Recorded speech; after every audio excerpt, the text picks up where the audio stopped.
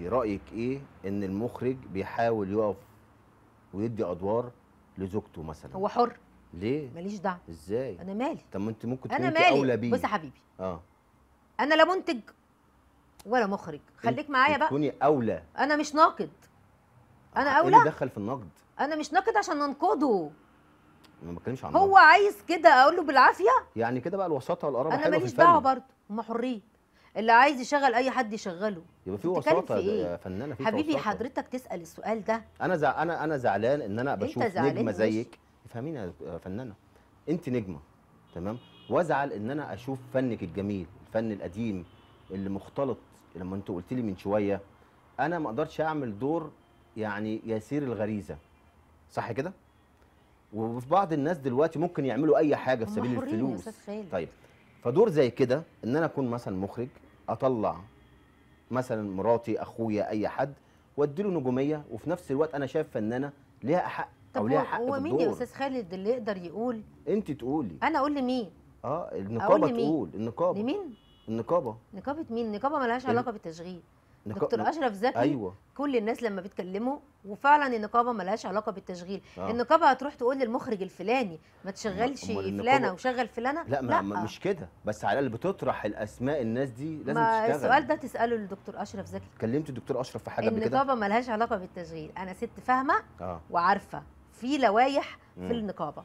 النقابه ملهاش علاقه بتشغيل الفنانين، ملهاش علاقه وملهاش دخل. تمام. اللي ليه دخل بتشغيل الفنانين مم. المنتجين والمخرجين. كلمتيهم؟ يعني ايه كلمتهم؟ المنتجين المخرجين كلمتيهم؟ اكلمهم اقول لهم تواصلتي ايه؟ معاهم يعني؟ اقول لهم ايه؟ فنانه كبيره. احنا بنتواصل يا استاذ خالد. اتفضلي. انا مطروحه زي اي فنانه موجوده دلوقتي في السوق الفني، يا فنانه في المجال أنا الفني. انا بتكلم ليه؟ والمخرجين عارفين ان هند عاكف كانت فنانه والحمد لله كويسه وبعدت ولسه ورجعت فنانة. الحمد لله. ما طبيعي فنانه بقيت تاني. وجميله كمان. فلما ربنا يخليك، فلما يكون في دور مناسب ليا اكيد هم هيبعتوا لي. هم شايفين ان الدور ده مش مناسب، حتى لو هو مناسب هم حرين. ده المخرج ليدر العمل. تمام. المخرج هو الليدر، هو اللي بيدير العمل، فهو حر. يجيب هند، يجيب وفاء، يجيب ماجدة، يجيب منى، يجيب منى. هو حر، هو شايف ان منى هتعمل الدور ده احسن من هند عاكف، خلاص يبقى منى. شايف ان حمديه هتعمل الدور ده احسن من هند عاكف، مفيش بقى تنازلات من حمديه دي هم حرين تشتغل؟ نعم. مفيش تنازلات من حمديه دي ان هم يشتغلوا؟ مثلا حمديه، انت حمديه مثلا يعني، وانا مالي؟ هل بتنازلوا؟ انا مالي؟ ما بتنازلوش؟ انا مالي؟ انا بسالك، انت في الفن ماليش دعوه. انت فنانه وشفت كتير. عايز ايه؟ انت فنانه وشفت كتير. اه. هل حمديه اللي حضرتك قلت عليها دي هي حمديه حرة. او غيرها لما بتتنازل؟ والله ما اعرف، ما اعرفش الكلام اللي انت بتقوله ده. والله انا مالي؟ بص يا حبيبي، اتفضلي.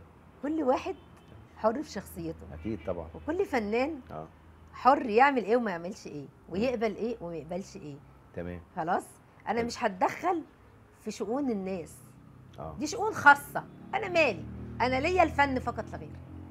لكن حلو. الشؤون الخاصه انا ماليش دعوه، اللي يتنازل واللي ما يتنازلش كل واحد حر يدير حياته بالشكل المناسب اللي هو شايفه صح.